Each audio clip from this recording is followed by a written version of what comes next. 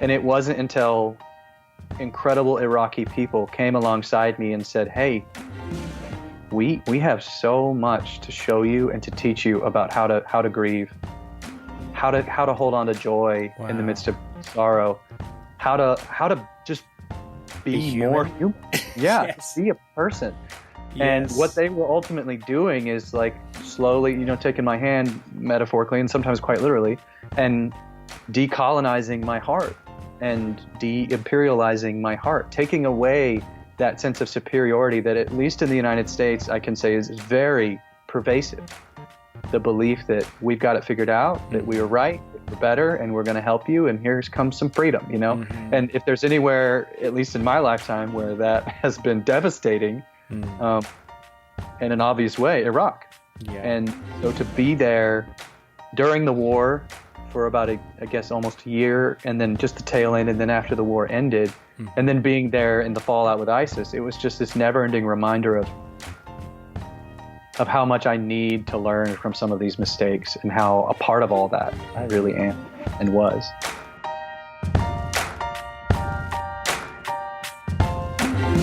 You're listening to Justice Matters with Tim Buxton, a podcast inspiring the fight for a world where everyone belongs.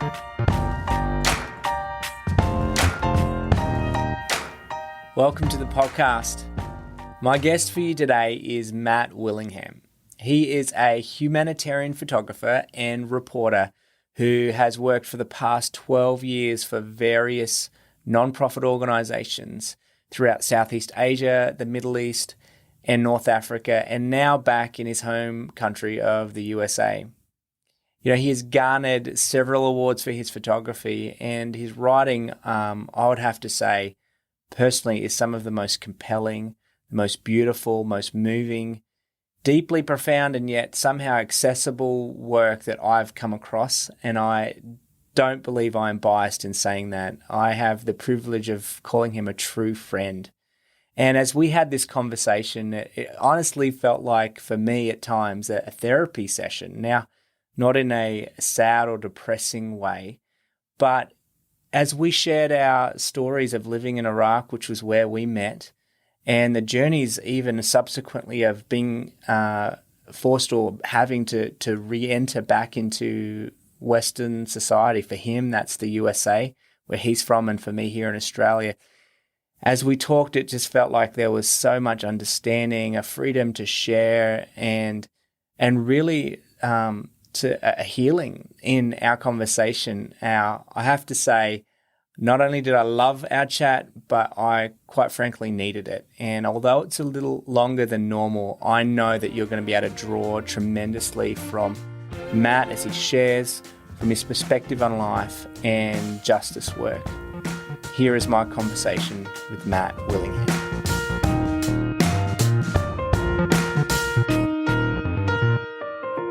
Good morning or good afternoon, Matt. How's it going over there in San Diego?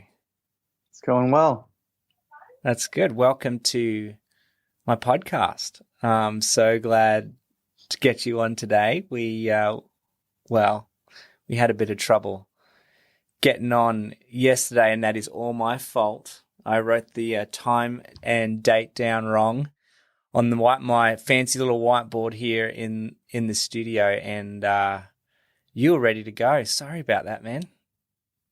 Please do not apologize. I got confused too. And I think a part of the reason that we got confused is I think I changed the date at least twice. So Wow. Kind of on me. Let's be honest. It's kind of on me. Oh, you're too nice. We know I got this one wrong. But hey, mate, it is we had a bit of an Instagram live chat. Oh, what was that, a couple months ago now, maybe? Probably. I don't know what time it ever is or what day it ever is anymore, but yeah, it was recent. Yeah, it was recent. Fun. That was good. That was just as we were getting ready to launch the podcast, and I'm stoked that we now get to do our official, my official interview with you. Can't wait to let people know a bit more about you, your work, your story, your journey, can't wait to hearing how things are going. So you're in San Diego right now, and it's the middle of summer. What's it like down there? How's life treating you with even amidst all the corona Yeah, saga that's going on? life's been great. We we were looking for a place to settle at least for a while after being abroad and just to kind of recover, just Mm. relax and enjoy one another as a family and just recuperate. And San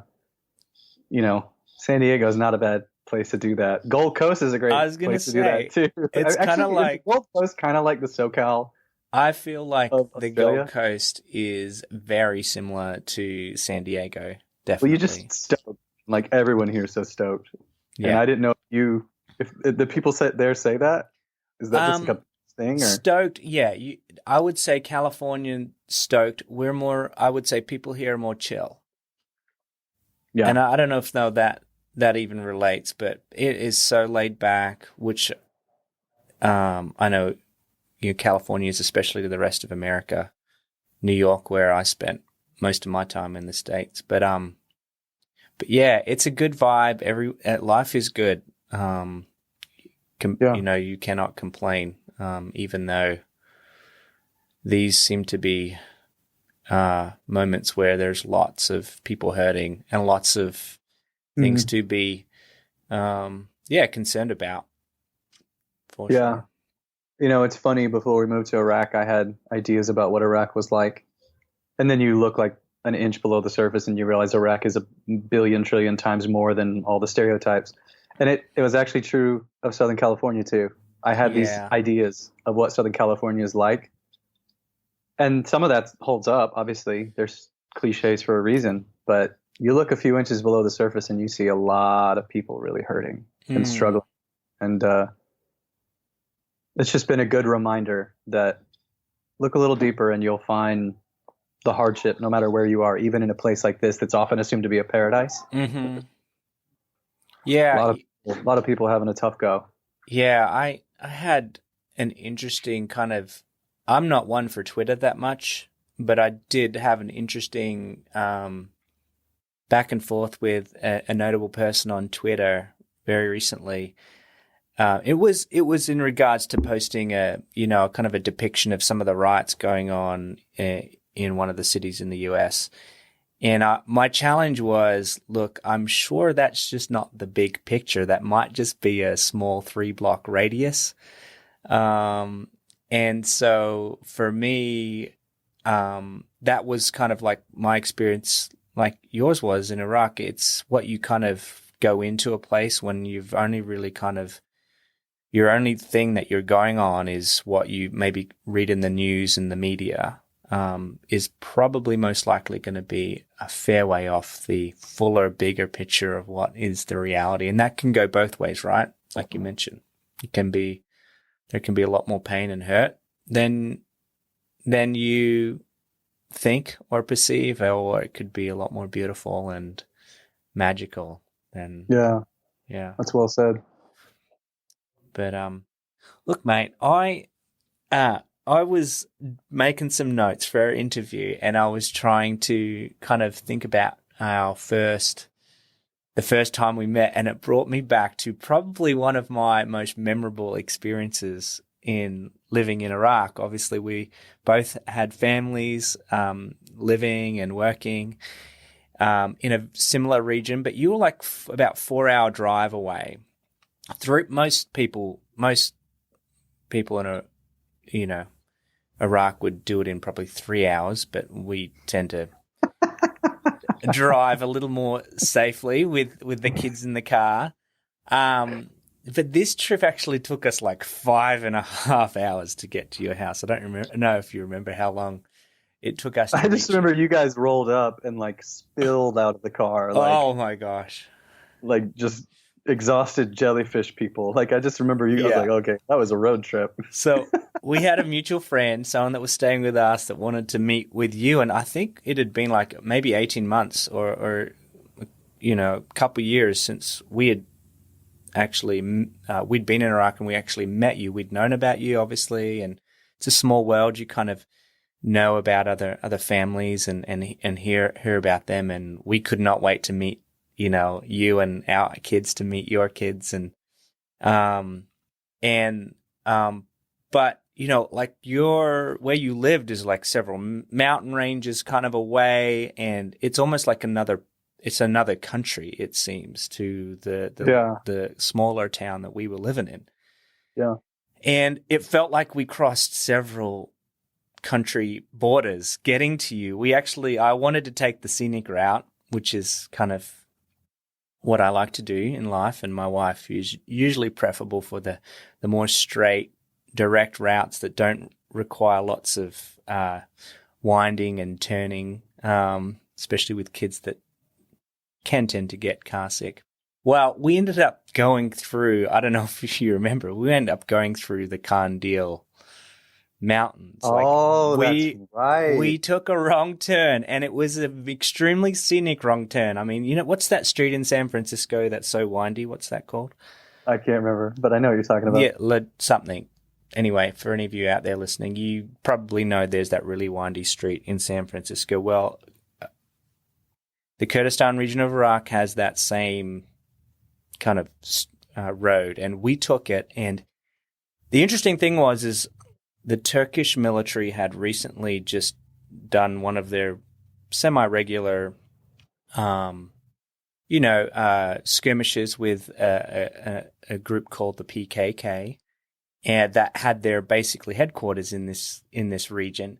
And the photographer friend of mine, when we got to a certain spot, was like, I've got to get out and take some photos, right? And so, of course, we stop, we get some incredible photos, we jump back in the car. Well, literally there was no one around. I don't know how anything happened. The only thing I saw was one big kind of semi-trailer truck just pass us. We got to the bottom, and in the middle of the road were these two kind of, military-looking guys standing in the middle of the road, and they pulled us over. It was just kind of normal, but for some reason, this just seemed a little more less official. Let me put it that way. There was no kind of clearly marked kind of building to say this was some kind of checkpoint. Anyways, we played dumb, like we did not know. I did not know any of the language or anything like that. We were just trying to hopefully they'll just let us. We really didn't know where we were, but apparently the truck driver must have tipped them off, or somebody. They must have seen us taking photos, and all he wanted was, "Where's your camera? Where's your camera? I want to see these photos. Let's show me." And so I ended up showing him my phone, and our photographer friend shoved her camera underneath the car seat and was like playing dumb as well. And once he flicked through and saw there was just nothing on there, and we were able to pass through. But what was supposed to be a 3-hour drive ended up taking us 5.5 hours, and it was quite a fun, adventurous trip getting there. And of course, we had several children. I think 2 out of our 3 throwing up in the lap of our friend. I don't know if you remember that. Jesse. Man. Jesse could not wait to get out of the car. The smell, it was like, anyways, that was how we were feeling. I feel like I remember that was when I first met you, is when you got out of the car. And one of the first things you said to me after like your name was like, "Sorry if I smell like throw up." Yeah. That's okay. No context. It's just, sorry if I smell like throw up. It was, yeah. But it was, look, I good guess story now. For me, yeah. And for me, when we got into your home, it just didn't take long for me to realize I had found a kindred spirit. I had found someone who I feel like I could just relate to without even saying a couple words. And that's what I appreciate about you. Matt, you're someone who I feel like is so easy to talk to know your honesty, and your ability to do that, not only in life, I think, but with your craft as a photographer, as a writer, reporter. That is a gift that you have, and your work is probably some of the best I've seen. And I'm not saying that just because I know your ability to capture a moment and to pen words that just seem to every time I read your words, I feel like just drawn right in, and it touches my heart. And I really Well, think thank you. it's a gift that not only you have, but I'm so grateful that you're faithful to share that with others. And I'd love to know, like for you, obviously someone who was drawn to live overseas and to do humanitarian work, what kind of came first for you? Was it this passion for that work, or was it to this love of photography or writing? Can you kind of, shed some light on that for me? Yeah, I mean, I didn't start taking pictures until like a year or two into being in Iraq. No Uh, way. yeah, Oh, yeah. I mean, I didn't.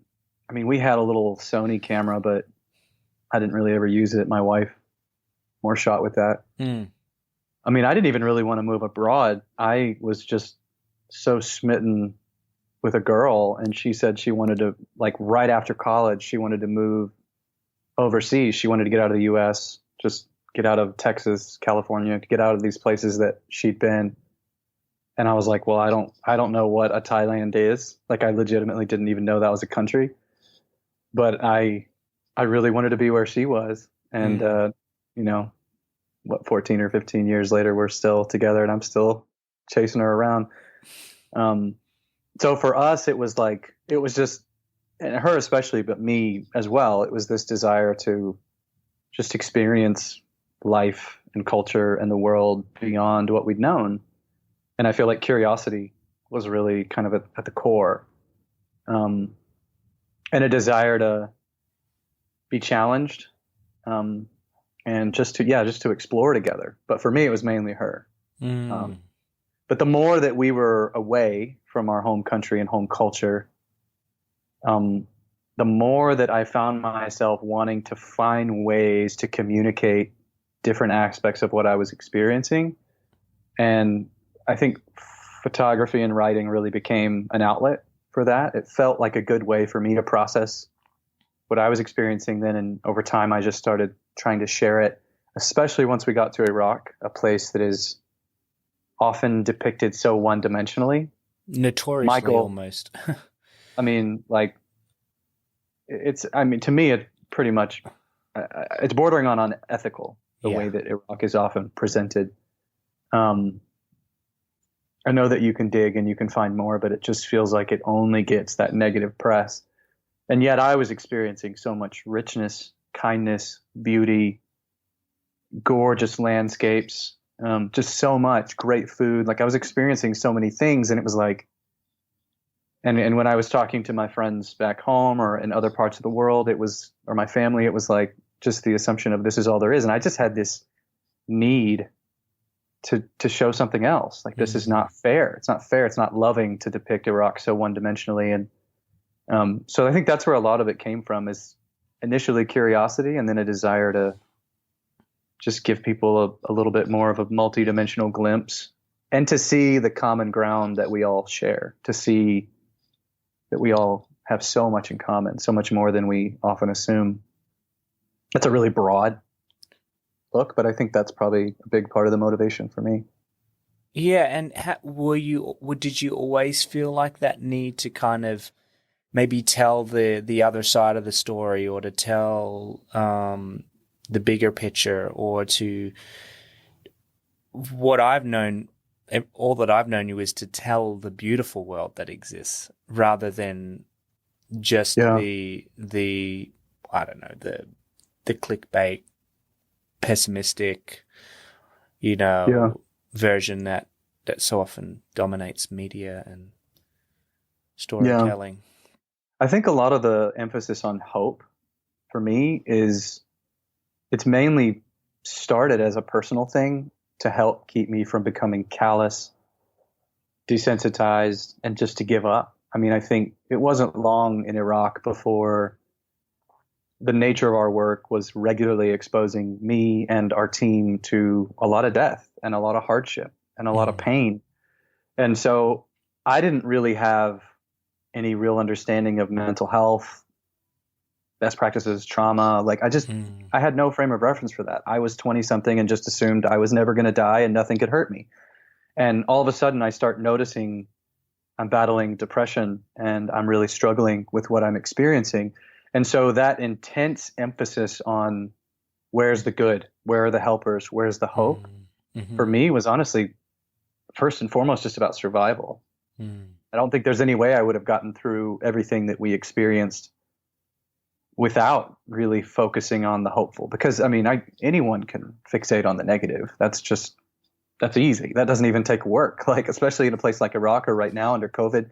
And that's not a criticism, but like to really tattoo the goodness of this world on your brain, it takes work. And this was my way of doing that work, was trying to share those stories of hope, not at the expense of also acknowledging the pain, but trying to figure out how to depict life and death right alongside each other, in a way that showed, yeah, there's despair, but there's hope, like right there, like right around the corner. Will we have eyes for it?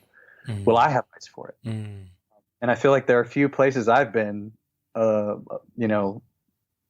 that challenge that more, that make that more of an opportunity to really push yourself to see the good and to see hope. And the people I learned that from most were not like educated Westerners, whatever. It was Iraqis, it was Syrians, it was Somalis, it was those people, because for them, they had no choice. It was even more important for them to find hope, to find that little shred of something good, that little tiny silver lining that maybe no one else would notice, but they managed to catch out of the corner of their eye, and it kept them going that day.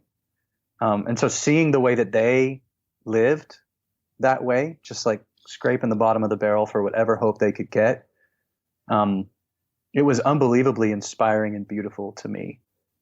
And I wanted to try to find ways to just keep sharing that, I think. As you talk, what comes to mind is this thought: is there in you, as I often find in myself, this desire to almost be like, I want to be able to prove that even the hardest, most difficult, even the most unredeemable aspects of humanity and this world, there is still beauty in that. And it's almost like there is this push to do that. Does that resonate with you at all? Or is that something absolutely.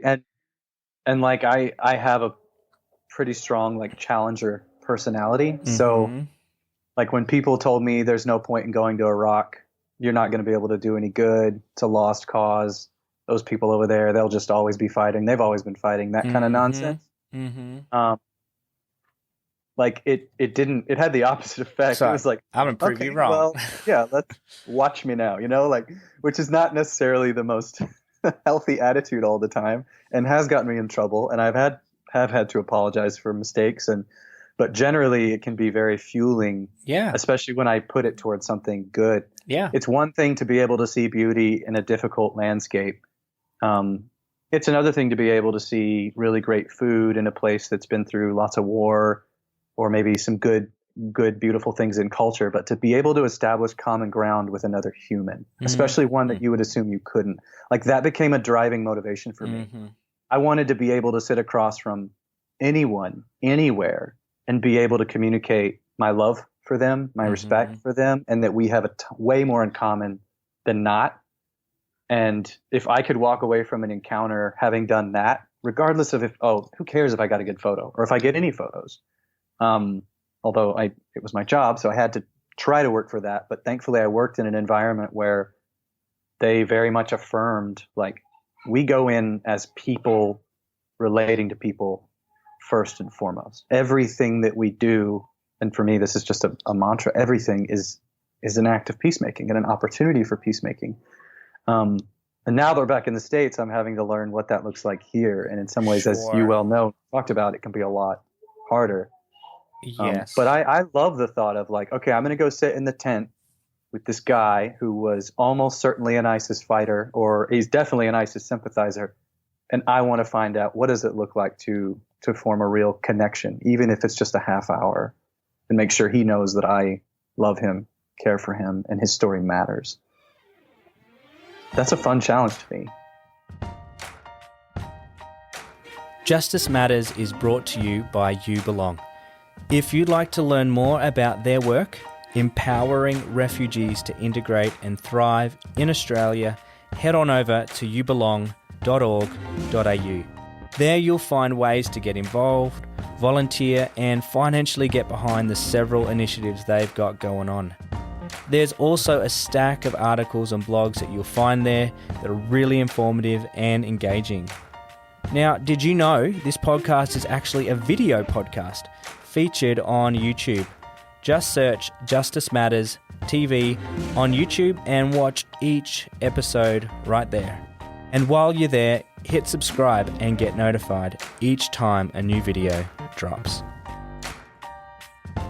Wow, and what I'd like to kind of get to now is, you know, from your time abroad, how did it change you as a person? Obviously, you discovered this ability to tell stories, to paint a different picture through the lens, through your writing, and it's grown to be something now. I mean, it's something it sounds like you stumbled upon, but you know, in that process of taking that journey and you know, moving into that craft, how did it impact you and change you? How did even living abroad change you as a person? Man, that's one of those questions that I both hate and love. I mean, come on, it's so big. There's just so much. I feel like you and I could sit and swap thoughts on that for the next 20 hours. But it's a great question. I'm trying to think of where to start or what to really put the accent mark over. Mm-hmm. There are just a lot of things. I think being abroad, when we first went to Southeast Asia, I was a giant. I'm 6'3". I didn't think of myself as being particularly tall, but I was just big and awkward and weird and funny looking to a lot of the local people. And it was really good. It was frustrating, but it was really good for me to experience what it feels like to be the outsider. Because I grew up a dominant culture person, always an insider. I mean, white, U.S. American, Christian male. I mean, perhaps one of the most privileged, blessed, fortunate, whatever word you want to use, demographics ever. In some ways, I mean, for us as white Western men, I mean, we're handed a lot. And so I was shocked. I wasn't expecting it. I wasn't asking for it, but to move abroad and to be the outsider weirdo, albeit a very privileged one, but to be that was really good for me because it was humbling and it forced me to ask questions about, well, what does my whiteness mean? What does it mean? What does my passport mean? What does it enable me to do that others don't get to do? Mm-hmm. What does the overall wealth in my family, which in my mind wasn't extravagant until I left and realized it's significant, especially relative to the rest of the world. What do all those, and some of that sounds just kind of cliche stuff that you learn about as a teenager or 20-something, but I think being abroad and especially being in very poor, marginalized, you know, displaced refugee type communities in East Asia and the Middle East and in Africa, like that was just really, really good for me. And it was medicine that I hadn't ever really taken growing up and I needed, and better late than never. And I kind of got hooked on that. I got hooked on the desire to go, okay, what else do I not really realize about the realities of the world? Because I mean, for most of us, we grow up in a kind of contained bubble type environment. That's natural. I'm not going to like slam that. I had a great childhood, but there's a lot I wasn't told, a lot I wasn't shown. And for whatever reason, I noticed some people retreat to that. stay in that bubble. They're afraid. They don't want to leave it. I'm not slamming them. I know some people maybe need that. Sometimes I need that. But for me, it was absolutely thrilling to step out of that and just experience an unbelievable, I don't know what to call it, growth, transformation, expansion. I loved it.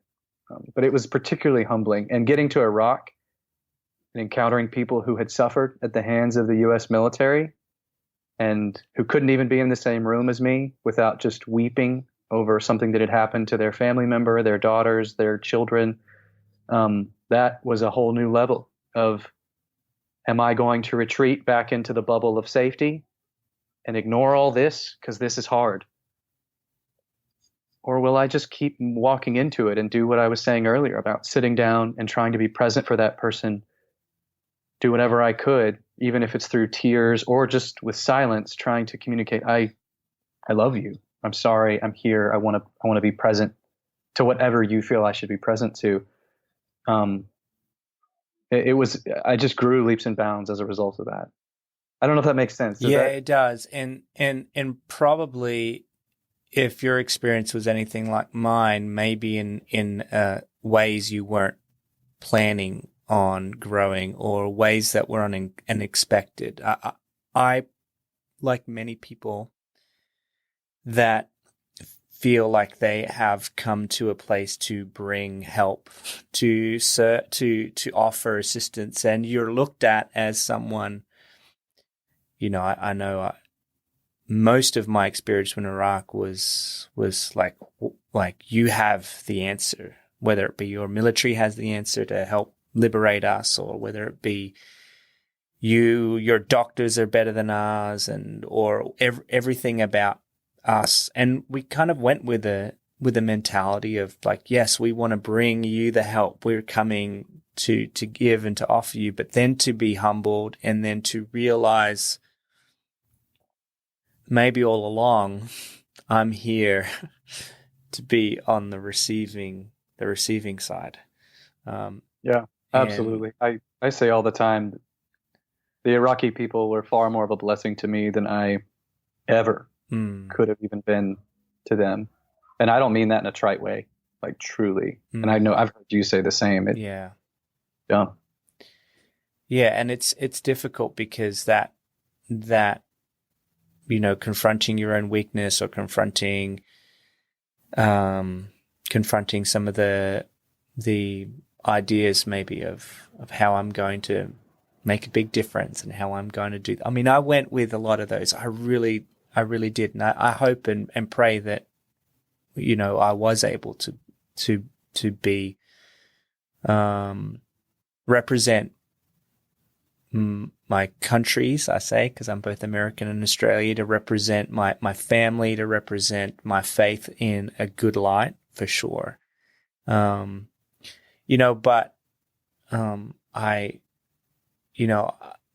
I feel like I wish now I could go back. I wish now I could go with on the other side of that whole experience and have another crack at it, because I feel like I just wouldn't have made the same, lived in under a different, with a different set of glasses on. I would see things so much differently and be able to hopefully, have even a much more positive and hopeful impact on those I lived and was around. I don't know if that, that resonates with you at all. Oh, absolutely.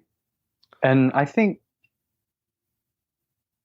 trying to figure out how to phrase this. So we're getting into some areas that I haven't actually tried to verbalize, but I think that there was something about when I first arrived in Iraq, particularly, my mentality was very, I'm just going to say, imperialistic. Yeah. I didn't call it that. I would have never called it that at the time, but there was a colonial colonizer mentality that I took with me to Iraq. And if someone would have accused me of that, I would have been shocked and probably a little offended, but sure. But it was true. I went over planning to help, but I didn't go over with a plan to be helped. I didn't go over with a plan to receive. I went over with a plan primarily to give.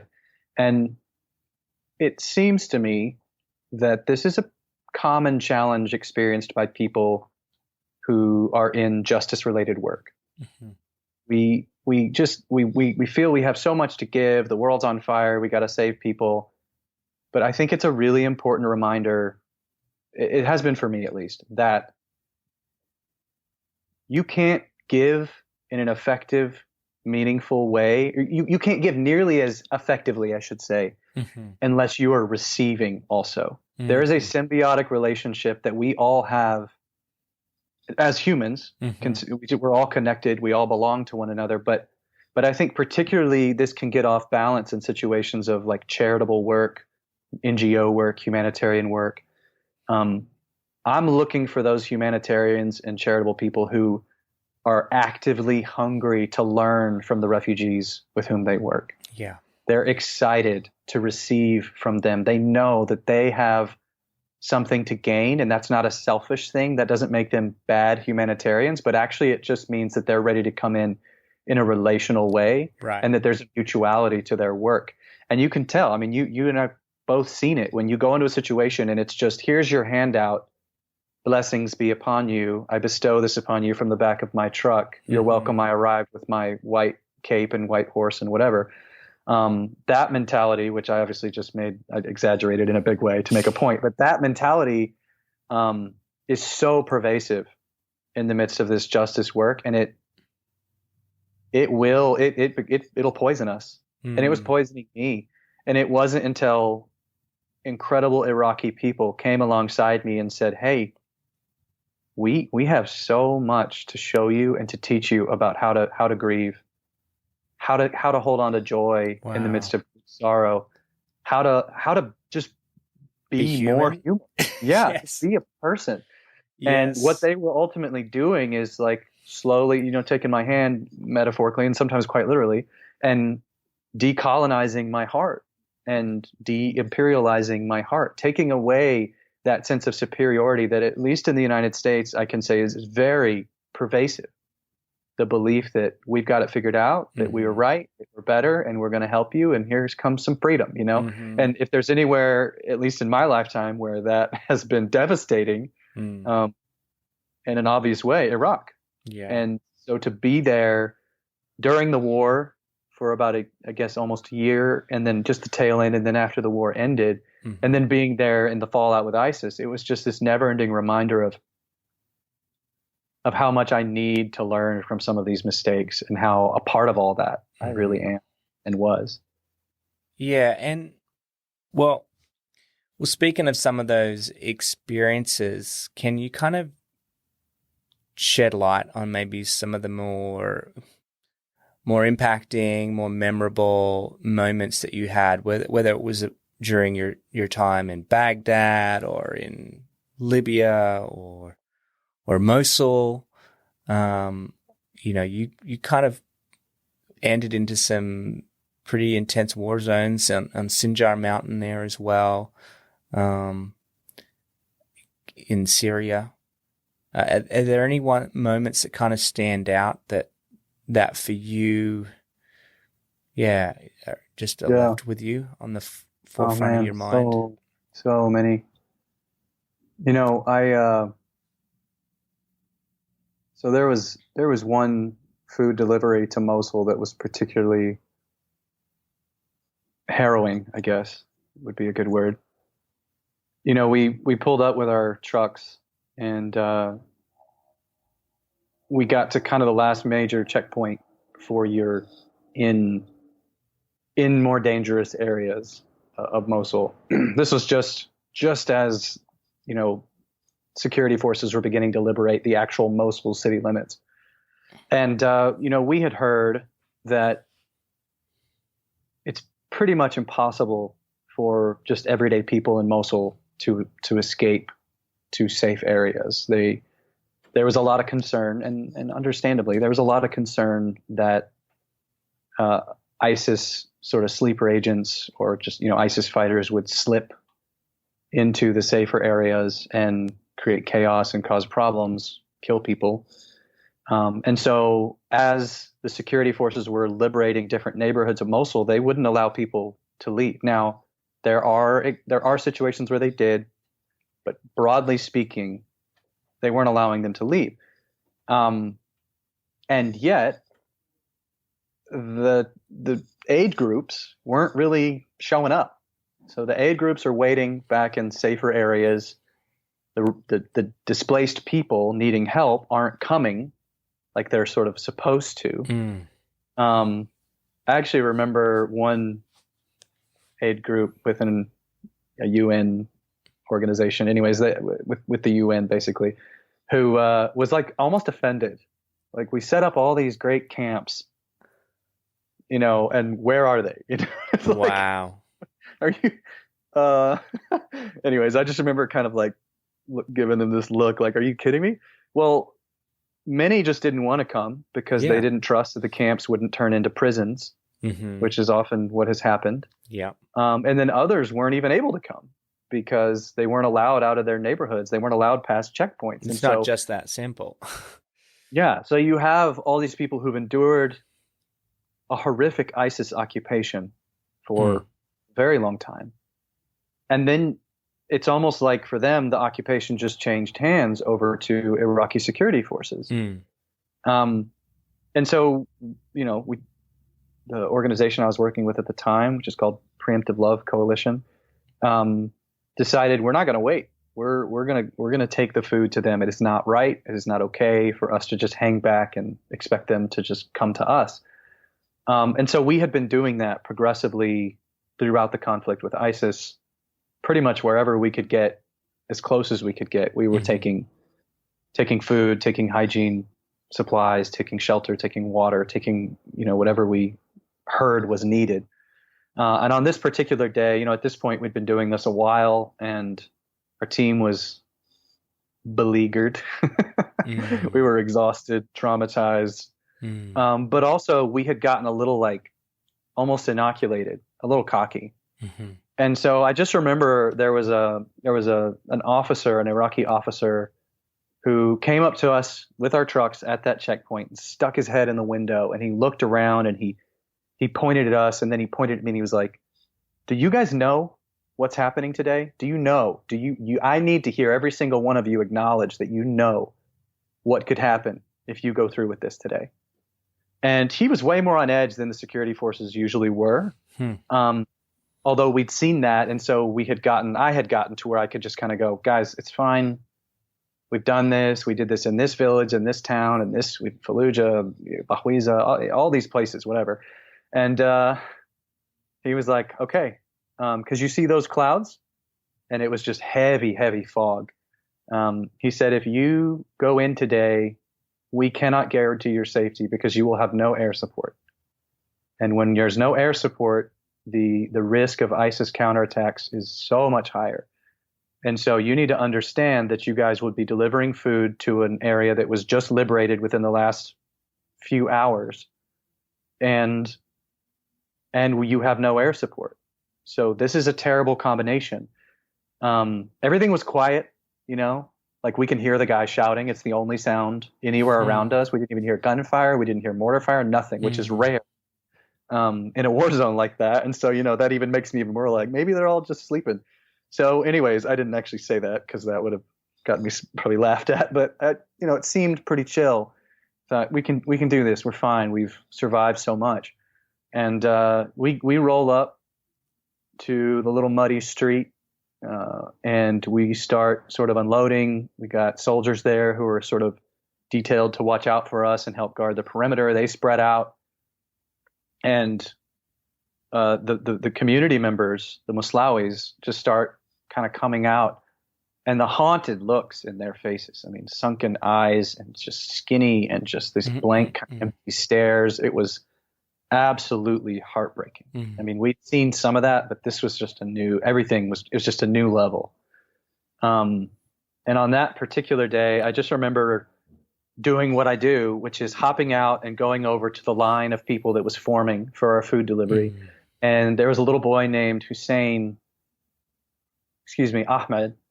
And Ahmed was at the front of the line with his dad, and I crouched down, and my Arabic wasn't great. It isn't great.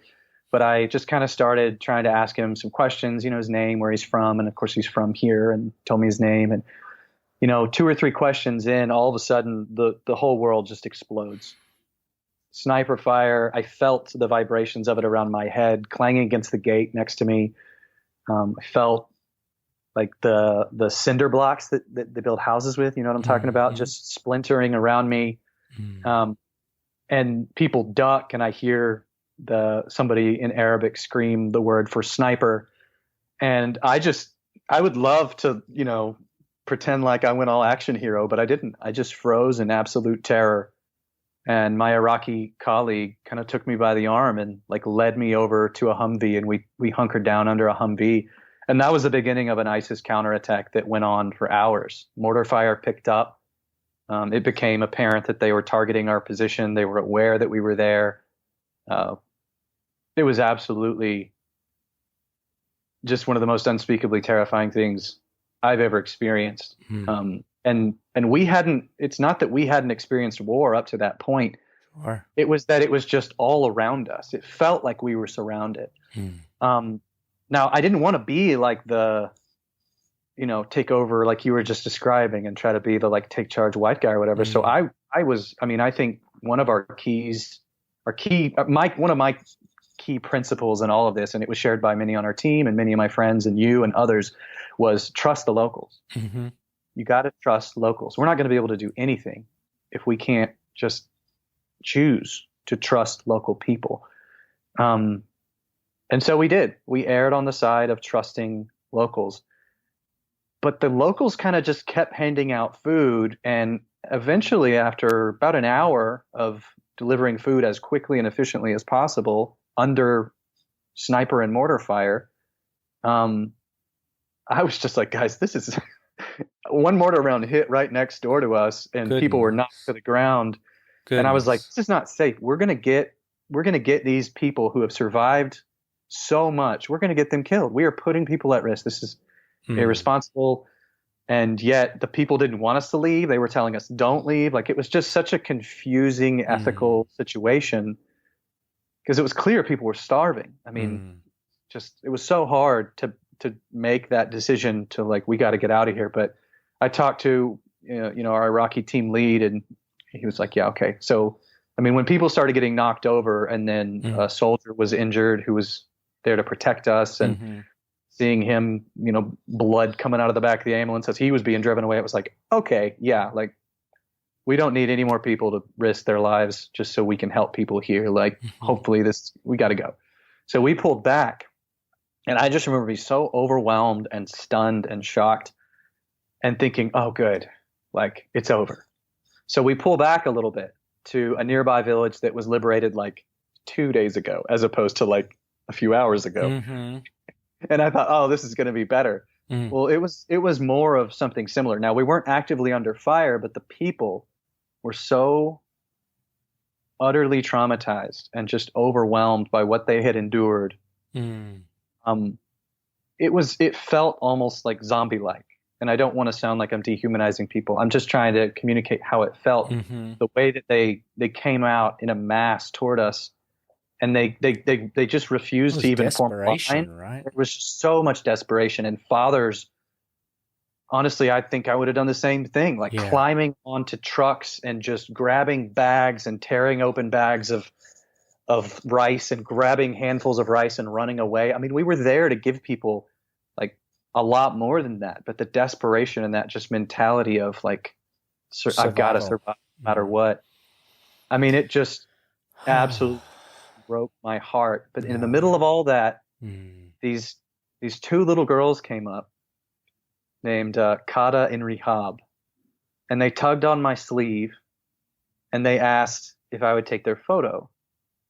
And I started making silly noises and acting silly and goofy, and they both just busted out laughing.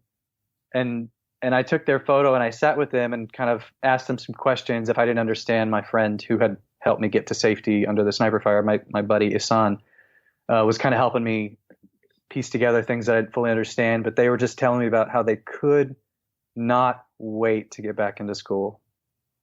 I mean, it was an absolute hellscape. And Wow.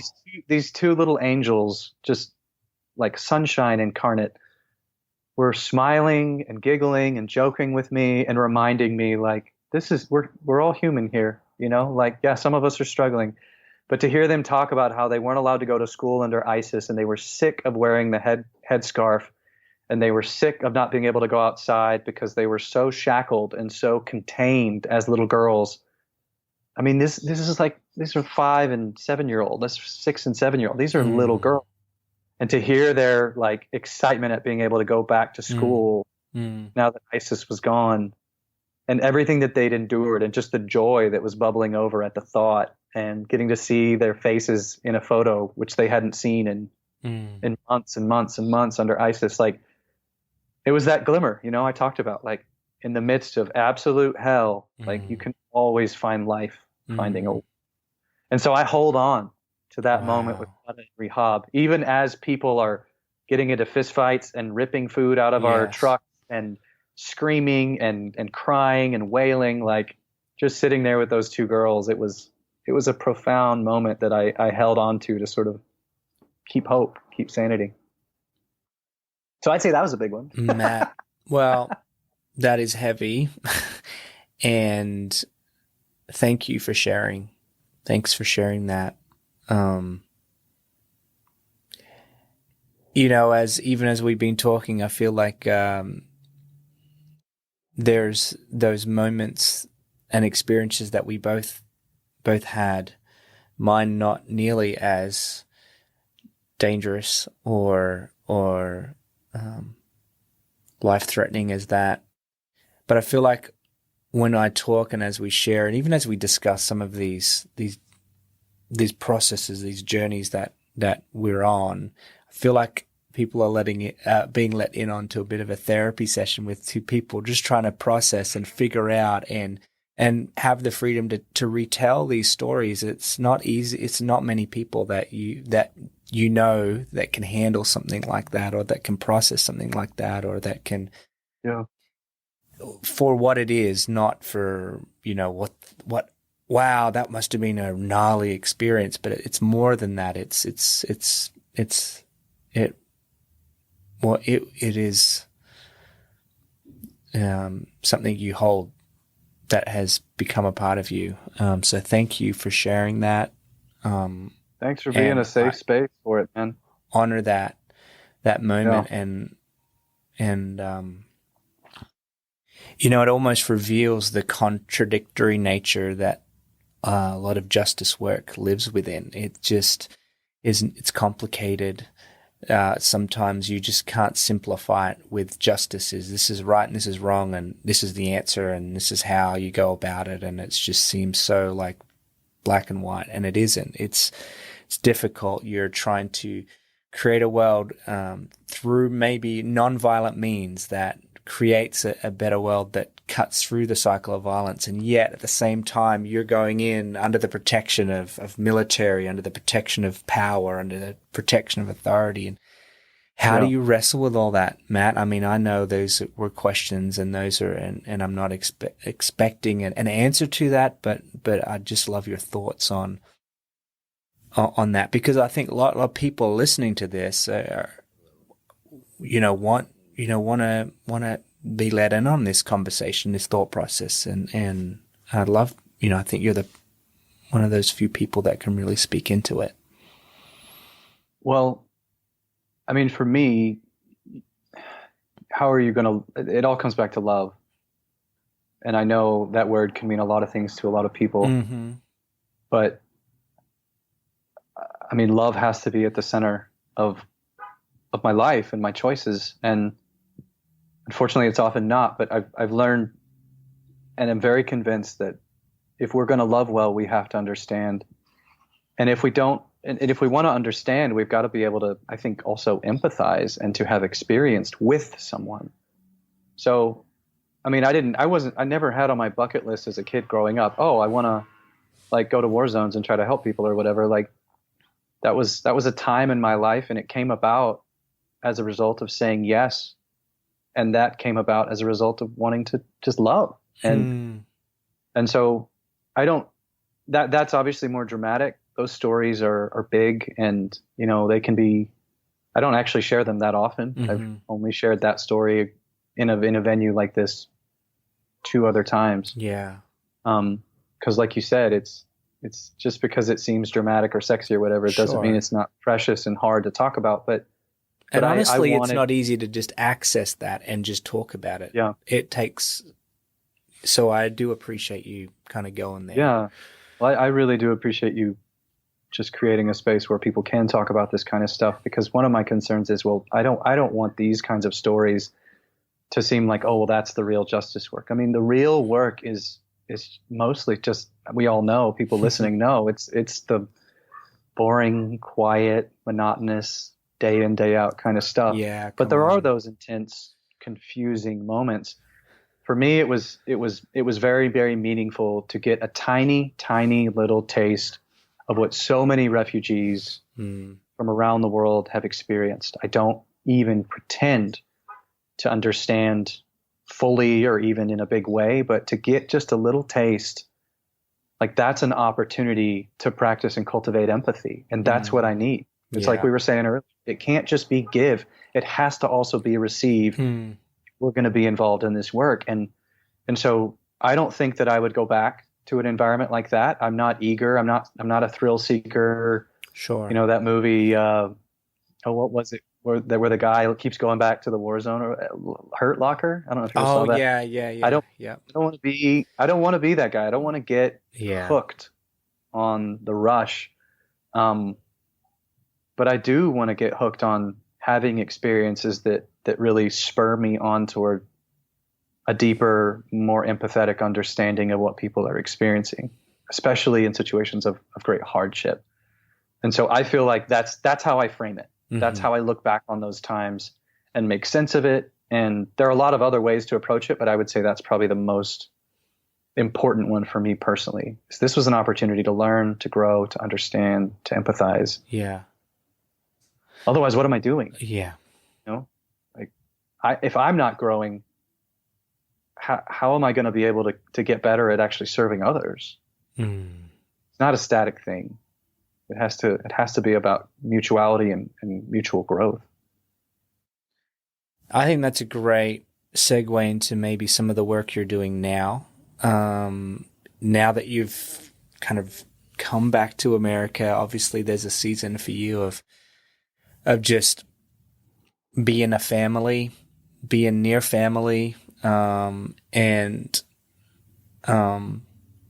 as you know, that re-entry process can be hard, but you've found yourself working amongst a community. You can talk a bit about what you're doing now in San Diego amongst a community of highly diverse cultures and ethnic backgrounds, many of them displaced.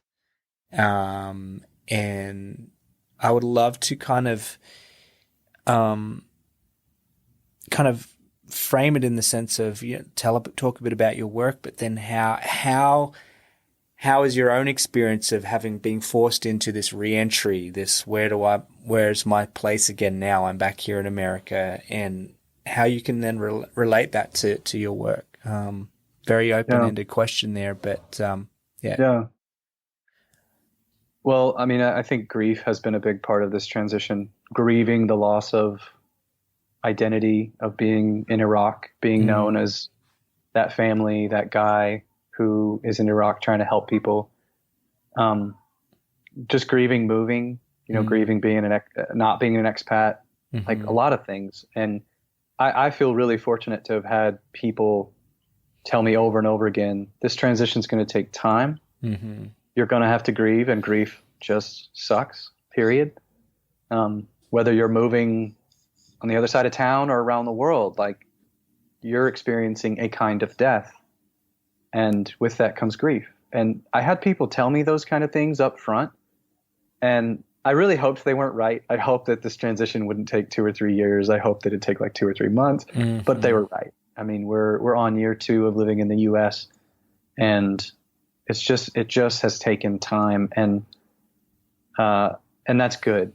I'm really grateful for the work that I do get to do. There's a lot of overlap, and so I think it's made it a little easier for me. I didn't go straight into like a super corporate kind of sterile desk job. I got a job like a week after we landed. Before we landed, I had a job lined up, and a week after we landed, I started, which may have been a little sudden, but Sure. I work with a small nonprofit that I can guarantee nobody listening has ever heard of, that is completely focused on just serving this one neighborhood of a city. So I went from like working with this increasingly popular and known nonprofit that was working internationally and, was getting a lot of applause and people wanted to follow and like and celebrate and donate, to this tiny little nonprofit that's almost 40 years old, older than me, based in this one neighborhood of San Diego in Southern California in the United States. And it was exactly what I needed. For my own ego, for my desire to live out my values and my principles and to not allow other things to get in the way of that. It's ultimately been exactly what I needed. And I love it because I get to still work with refugees. The communities it's called City Heights. It's in San Diego. And it's one of the more diverse neighborhoods in the United States. It's a refugee resettlement community. Wow. Through the UN. And you've got a lot of littles. You've got little Saigon over here. You've got little Baghdad down the road. Little Iraq. Some people call it little Baghdad. Some people you've got little Somalia. Wow. You've got a lot of different communities. They're still not even sure how many dialects and language groups are really spoken. Wow. There's disagreement on the number, but it's bizarre because it's like we were talking about before we started recording. You think of a place, like San Diego or the Gold Coast or Iraq, and you think of just this sort of headline verbiage. Sure. Beautiful weather, San Diego, beaches, chill vibe, whatever. But you don't think of such an unbelievably culturally rich, diverse place just a few miles inland, and many of those people struggling and really, really enduring some significant injustice. Wow. And so getting to sort of step into that and acknowledging some of the stuff I've experienced abroad was helpful, but a lot of it is just not going to serve me here. So am I going to come in ready to listen and learn and just be present to the needs of people here, just like I said and tried to do in Iraq and said I was going to do? Or am I just going to come in and because it's my own country, just make a lot of assumptions with a lot of swagger? And I've tried really hard to just come in and just spend time with people. And it's been really good for me. I've heard you say this too, but it's been really good for me to see what life is like on the other end of things for refugees who are, we've seen what it's like for refugees to run for their lives. Sure. To be in that liminal space, living in tents or living on train tracks or living in empty fields, in Europe or wherever. We've seen that. But now to see what it can be and how sometimes that's really beautiful. People get resettled. They experience something that they've been looking for. Sure. Sustainable, healthy, safe life. But for many, it's not necessarily that, and you see the struggle that many refugees face in just trying to get settled. And I've met so many refugees who are first generation resettled here who basically said, look, I know life's never going to be easy for me. I've accepted that. I once dreamed, if I could get to Australia or Britain or Canada or the United States, that life would just be easy. I now realize that's not the case. I'm going to have to work my tail off. But I also understand that if I work my tail off, there's a chance that my kids will have that easier life I wanted. And I mean, that's really beautiful. It's really heartbreaking. It's a lot of things for me, but to get to be a part of trying to help make sure that happens for families here has been just incredibly fulfilling. And I mean, I'm not getting the applause. I'm not getting people excited. And honestly, that's exactly what I need. Just opportunities to live out these values that you and I and so many people listening share when no one's looking, and to sit and to continue learning and to have that mutuality from people who've endured so much. It's been a really rich year and a half in the U.S.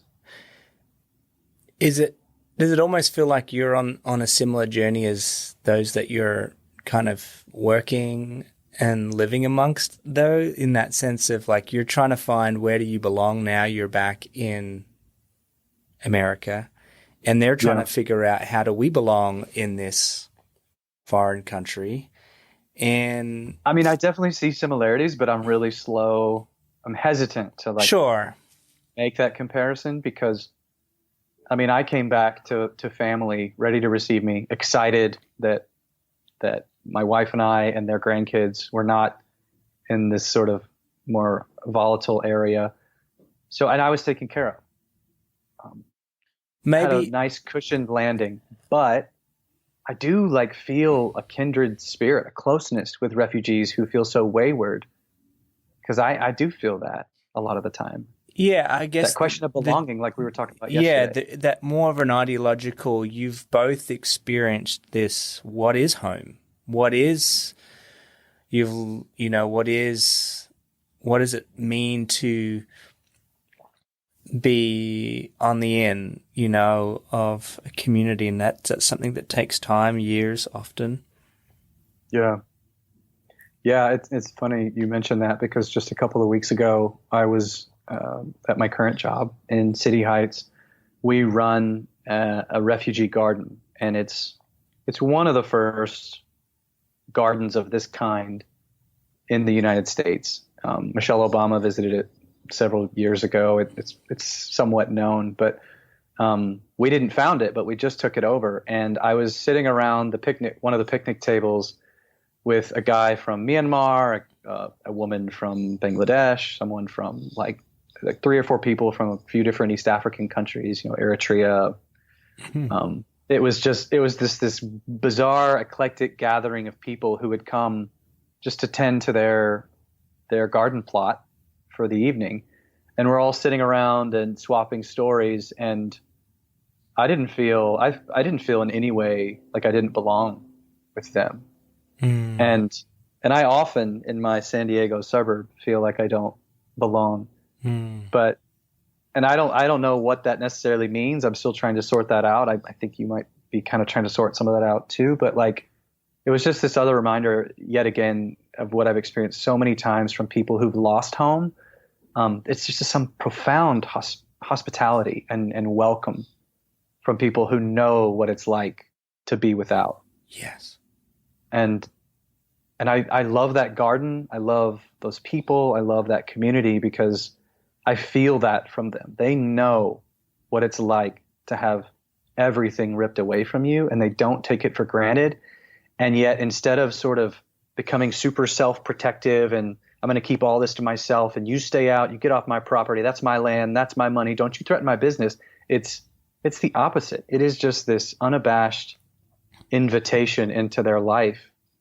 Very few questions asked. And just sitting around that picnic table a couple of weeks ago was just such a reminder of everyone is looking for home, but not everyone is necessarily eager to help others find home. And I think that's one of my favorite things about refugees is many, they are not only eager to find home themselves and to feel that sense of safety and establishment, but they're very willing to try to help others along as well. And they're the first. They're the first ones to offer. Absolutely, because they know what it's like. Because they know. And yeah, I mean, I feel, we were talking the other day about this at more length, this idea of where we seem to be at and on this planet right now. There are reverberations of cries for justice, cries for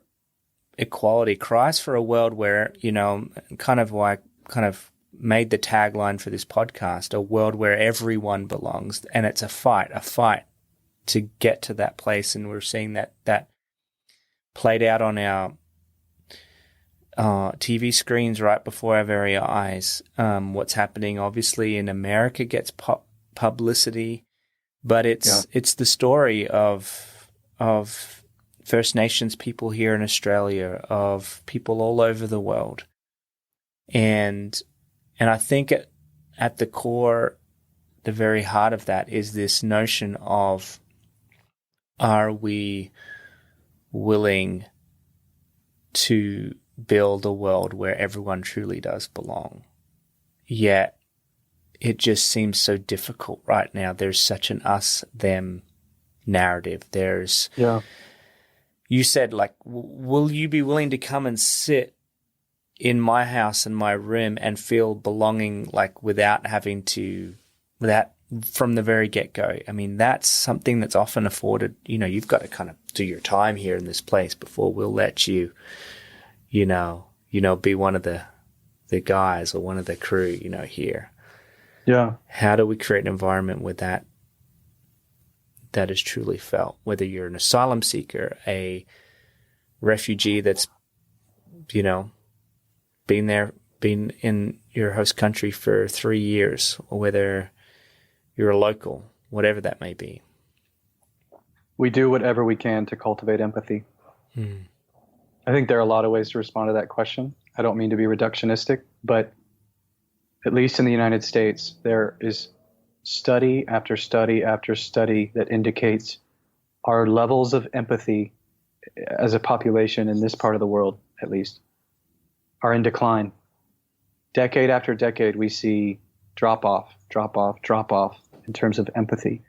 And this is not just some random sort of little group that's doing some. This is like our pillar universities, Ivy League universities in our country. It is, in my opinion, one of the greatest crises. I don't know what the plural is. It's a huge crisis. Y'all can edit that one out. But it's a massive crisis, and it contributes to what we're seeing right now in terms of the wave of nationalism, America first kind of thinking. So many things that have been confusing to me about my nation, and to be honest, in other places as well. I mean, in Iraq, and I mean, we could easily depict Iraq as a cozy place, but I feel like they were my tribe first, my political party a canary first. in a coal mine for me of seeing not only incredible peacemakers in Iraq, brilliant, kind, amazing people in Iraq that we both encountered again and again and again, but I think we also saw what tribalism can look like, what sectarianism can look like. Of course. And to me, like, one of the greatest needs across the board is empathy. And so I'm excited to see, like, for example, the school that we just enrolled our 4-year-old and our 7-year-old at, they have actual courses on empathy. And I'm the teacher, so got to figure out how to do this. But we're actually sharing stories over and over and over again, just trying to continue to cultivate empathy and understanding. And I think if we want to see a more just world, we've got to be able to feel with others. And I think that many of our devices they have great capacity to help that and to help spur us toward empathy. And they have great potential to absolutely squash empathy out of us. It's how are we going to use them? Empathy is not a switch that you just switch on and now all of a sudden, oh, I can feel with you. I'm going to be brokenhearted with you. I'm going to rejoice with you. I'm going to celebrate. I'm going to feel as you feel. It's a muscle. So are we going to go to the gym? Are we going to exercise these muscles? Or are we going to watch them atrophy and become couch potatoes who just don't care? Because I'm seeing that all around me. It's the most jarring thing I've experienced moving back to the United States. And I'm not trying to slam the U.S. I love my country. But the level of apathy and snark and sarcasm and cheap jabs and little comments, on Facebook or YouTube or whatever, it's just cheap stuff that continually, to me, is an example of people who are not cultivating empathy. Now, in the midst of a pandemic, when we're all sort of supposed to be on edge, distancing and keeping away from each other, I think cultivating empathy is uniquely challenging because it always happens best in person with people. It just can't be replicated over the phone or over a call like this, but it can be experienced. It can be cultivated. But in those it can settings. be in our educational systems where we tell the stories of people that have suffered, or just tell other people's stories and not just our own. And absolutely. For me, a warning signal, a red sort of flashing light is if I'm finding myself feeling pervading, like prevailing negative feelings toward a whole group of people, that's a sign that I need to spend more time with them. I need to be sitting across from them. So I think a classic example for many people would be Trump supporters in the United States. I don't know if this is a dangerous place to go, but there's a lot of division between conservatives and liberals in this country. It's increasing. It's growing as we normalize extremism, as we share things that do not shine a positive light on our enemy, but then offer a lot of context and nuance to our crowd. We see this expanse continue to grow. If you think that we couldn't experience a civil war in the United States in my lifetime, kidding yourself. But if we can become the people who continually prioritize and value as a nation and as a planet, a species, empathy, I think that we could actually see some real improvement. But right now, we're not really prioritizing that. And our social media platforms and things like that the algorithms don't necessarily lend themselves to that. Our news media doesn't always sell. Empathy is not a great business model. At least I haven't figured out how to make it one. If somebody could, that'd be amazing. Save us. But we need more. Well, it's of hard it. work. I mean, like you kind of pointed that out. Yeah. It's a muscle, and it's something you've got to work at. You've got to be intentional, and it's not until we see. Unfortunately, it's not until we see the symptoms breaking out all around us, and the suffering and the pain and the violence and the outbreak, or the symptoms of when we're not actually living in empathy, that it might actually jar us into actually, doing it. But I really appreciate how you've almost, in a way, given our listeners a reference point to go to at how to kind of move in that direction and to cultivate it. I mean, I don't want to beat this to death, but really, like, think about it. If you are physically unhealthy and you want to get healthy, you either pay someone to force you to follow their plan, like a physical trainer, or you yourself make a plan and then you follow it. You just, even if that plan is as simple as I'm going to go jogging for 15 minutes every morning at 6 a.m., you've made a plan. So we make plans to exercise certain muscles to get to a certain level of fitness. Why would we not make a plan to exercise those metaphorical muscles, those abstract muscles of our emotional, social, empathic fitness?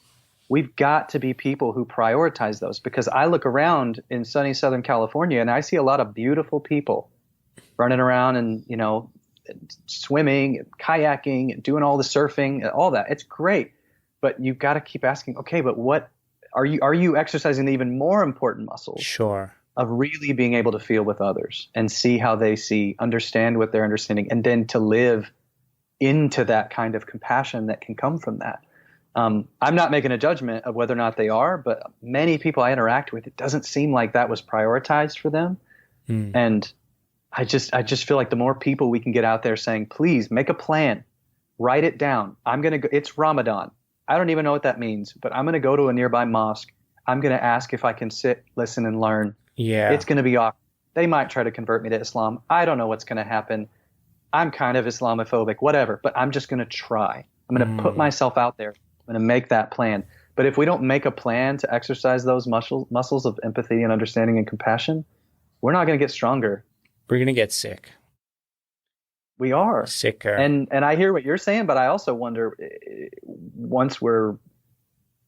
at what point is it just too late? You know what I mean? Like, I don't want to believe in that. I want to be the hope guy, but like, start before your body's falling apart, so to speak. Start working out. I say this as a guy who physically is like not good at working out and super lazy. So major hypocrite here, but like, good analogy. I think the metaphor works. It does. So you said it just then. What is the hope though? What keeps you going? What keeps you believing then and not giving up? What keeps you pressing into this work? What stops you from just throwing it in and being like, you know what, I'm just going to get a better paying job and go into a career that I can actually give my kids. I can't find a better paying job. Yeah. Oh, I'm sure you could work man. for an ad agency out there, and you've got incredible skills and gifts. I'm just what I'm saying. What keeps you believing that that we aren't beyond hope? Because I don't see that in you. I know as as dire as things look right now, in many ways, you're always pushing into hope, and I know that there is this belief in you that it isn't too late. What is it that drives you? What keeps you? I mean, my faith is a big part of it. But I think really just personally, I can't deny the change in myself. I mean, I'm really glad, Tim, you didn't know me like 20 years ago, because or maybe it would have been great because you could laugh at me now, but like I have a feeling I probably would have been similar to you 20 years ago, though. Maybe too, it would have been great. It seems like we've been on a similar trajectory. I mean, I was so operating with an us versus them mentality, with a we're right, you're wrong, we're better, we're number one, we're superior, we're whoever we was, whether it was my family, my faith, I think it was more subconscious with race, but that's totally there. I mean, white supremacy, I've come to believe, is absolutely a reality. I'm still trying to understand that, but there were just so many levels of sort of superiority in me, and the number of absolutely beautiful, broken, generous people over the years, particularly people of color just around the world, who have sort of gently pried my fingers loose of that sense of superiority, and really helped walk me into a much, much richer, more expansive and inclusive and beautiful reality of what can be. I just can't deny it. I can't deny it. And so I don't think anyone is too far gone. I think that if people could start getting tastes of some of this, and I've seen it too. I've seen it in others, not just me, but seeing what it looks like for people to start experiencing some of these realities. And I think I'm hopeful that we're seeing a kind of renaissance in the hearts and minds of many, many, many young people, and just people. At least in my country, I'm encouraged to see, with the Black Lives Matter movement and a really often loud and even noisy conversation around systemic racial injustice and white supremacy. I'm encouraged to finally see people thinking more systemically, thinking more deeply, trying to feel with, trying to understand, trying to read, trying to make that apparently, for many of us, myself included, very difficult walk just across town to spend time in different parts of the community, to just be present and to really soak up whatever is existing in that sort of place, and not assume and not just pretend like everyone's okay and everything's okay. I see a lot of that, and it gives me a lot of hope. Yeah, it's and almost... So even if there's not a lot, I still want to shine a light on it, because it's there and it matters, and it's the life in the midst of all the death that is resilient and just can't seem to be stamped out. It's almost as if the hardest part of the process is what's happening right now, and thank goodness is actually happening, which is the awareness, the peeling back, the, hey, this is really real moment. If it were not for this moment, and I'm speaking more specifically to some of the racial injustice issues, but they're, again, so applicable right across the world. If we're able to keep pushing, and hopefully making small steps of progress, it may just be that the damn wall will burst and that Berlin Wall will come down, whatever it may be. It just seems right now, and this is me trying to get all optimistic, it seems right now that... I love it.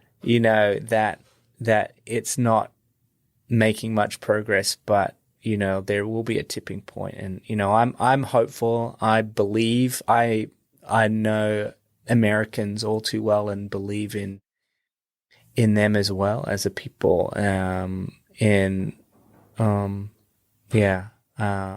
thankful for the way you, as one of them, shine the light, share the stories. If anybody wants to stop what you're doing right now, jump on Instagram, look up Matt Willingham, look at your work and the way you tell stories, the way you bring hope and light. I mean, I'm thankful that you're out there doing that, and I'm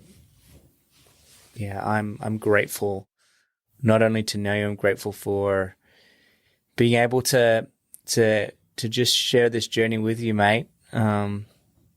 As we kind of keep pushing forward. I love you, Tim. What's on the horizon for you, Matt? What's coming up? Anything? That it's kind of wide open. When's that book open. coming out? When I hate to say coffee table book because it doesn't belong on a coffee table. It belongs. To be honest, I'm struggling with the book right now. And I've kind of acknowledged that maybe I jumped into trying to write a book too quickly. So I think the name of the game right now is survive the pandemic. Don't get so lost in my own thing that I just disappear altogether from the needs and life of my family, which is definitely what happened in Iraq. I very much pursued what I wanted to do at their expense often. And of course that still sometimes happens, but my goal is to be here, try to be present, try to do my work well, and just see what could be coming. I want to find better ways to share these stories. I love getting to talk with you. Oh, man. But I think it's really important, especially for the professional sort of helpers out there, to like have those seasons where you step back. And I'm in one of those seasons, and I don't want to pretend like I always enjoy it, but it has been really good and restorative for my soul. I need it, we all need a retreat every now and then to get back into it. So thank you so much, though. I love that you started a podcast, by the way. Well, it's I say this first season is really just trying to catch up with my friends. And awesome. So it's really just a good excuse, being all lonely over here in Australia, to really spend some good quality time chatting with some of the people I look up to and admire and have learnt from along the way. And so, yeah, I'm glad I started this thing too. And I appreciate you, Matt. Thanks for coming on. Thanks for sharing your heart. Thanks for being Matt. I'll make sure people know how to find you in the show notes. Okay. Make sure you go there. But do you have a website? Do you have Yeah, I do, but I need to update it. How appreciate it. Yeah, mattwillingham.com. I'm about to start updating it more. It's about to get a makeover. Yeah. But yeah, I'm Instagram is kind of my jam. Yeah. Willingham, matt.willingham. Would love to connect. Sounds great. Alrighty, Matt, thanks for being a part of the Justice Matters podcast. I appreciate you, brother. We'll talk to you again soon. Thanks, Tim. Take care. Bye.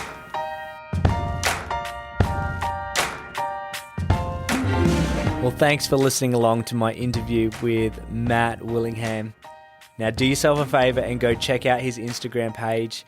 You can do that by going to the show notes, and there's a link there which will take you straight there. Otherwise, just search Matt Willingham in Instagram and I'm sure it'll pop up. You can also see the link in the show notes to his website where you can see his portfolio of his work and reach out to him as well through that means. Guys, I stay on and chat with Matt for a little bit longer, and if you'd like to hear the rest of that conversation that I have with him, you can do that by becoming a patron of the show. Just head on over to patreon.com/Justice Matters, where for $5 a month, you get access to all the bonus interviews that I have with my guests.